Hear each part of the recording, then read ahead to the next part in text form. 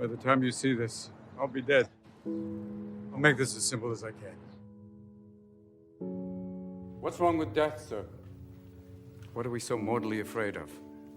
Why can't we treat death with a certain amount of humanity and dignity and decency and, God forbid, maybe even humor? Death is not the enemy, gentlemen. If we're gonna fight a disease, let's fight one of the most terrible diseases of all, indifference. We're all dying, Truman. Our job is to increase health. You know what that means? That means improving the quality of life, not just delaying death.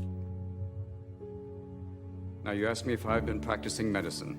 Well, if this means opening your door to those in need, those in pain, caring for them, listening to them, applying a cold cloth until a fever breaks, if this is practicing medicine, if this is treating a patient, then I am guilty as charged, sir. Transference is inevitable, sir. Every human being has an impact on another. That's why you treat a disease, you win, you lose. You treat a person, I guarantee you'll win, no matter what the outcome. Gather ye rosebuds while ye may.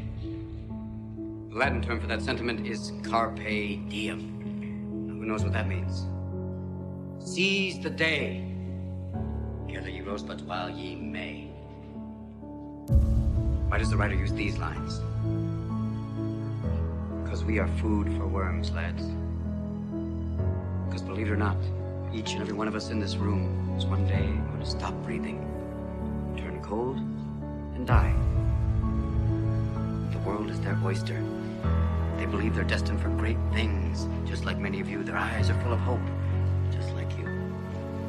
Did they wait till it was too late to make from their lives even one iota of what they were capable?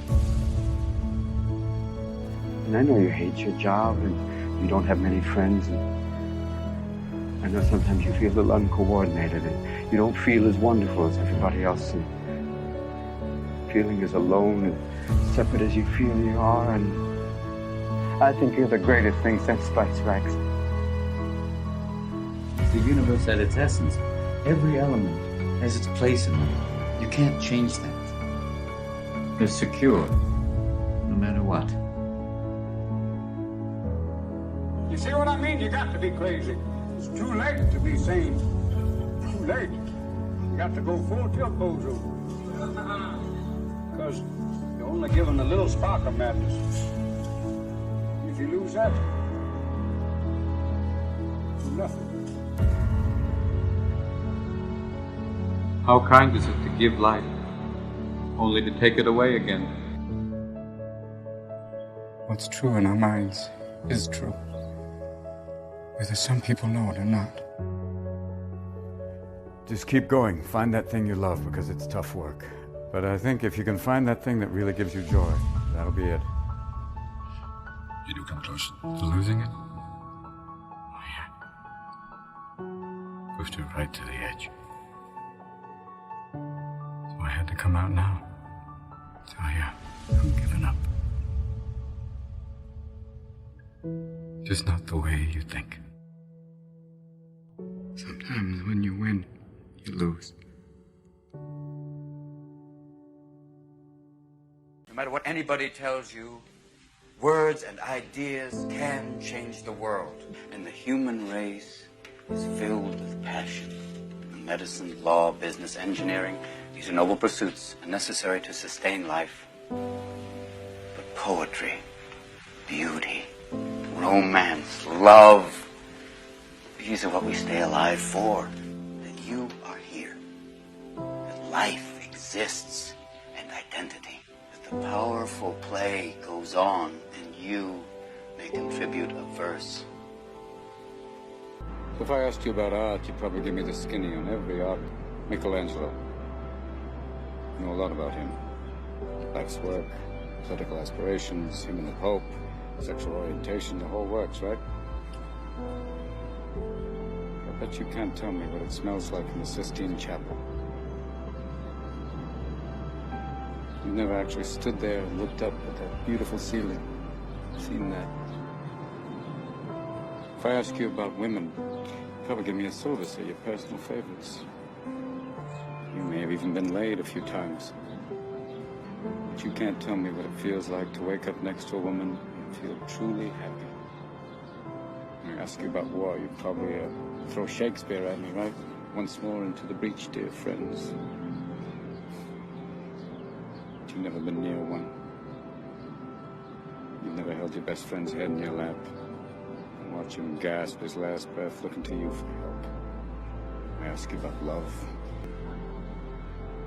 But you've never looked at a woman and been totally vulnerable. Known someone that could level you with her eyes. Feeling like God put an angel on earth just for you. Who could rescue you from the depths of hell. And you wouldn't know what it's like to be her angel. To have that love for her, be there forever. Through anything. Through cancer. And you would know about sleeping sitting up in a hospital room for 2 months, holding her hand, because the doctors could see in your eyes that the terms visiting hours don't apply to you.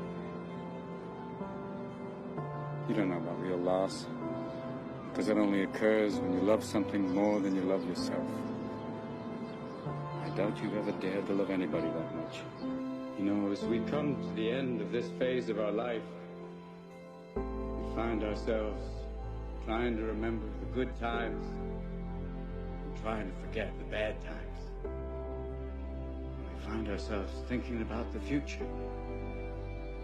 We start to worry, thinking, what am I going to do? Where am I going to be in 10 years? But I say to you, hey, look at me. Please, don't worry so much. Because in the end, none of us have very long on this earth.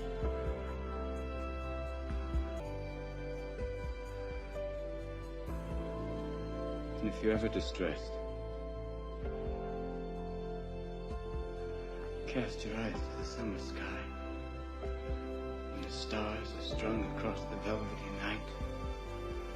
And when a shooting star streaks through the blackness, turning night into day.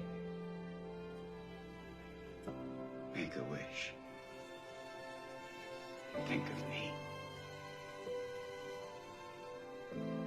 And make your life spectacular.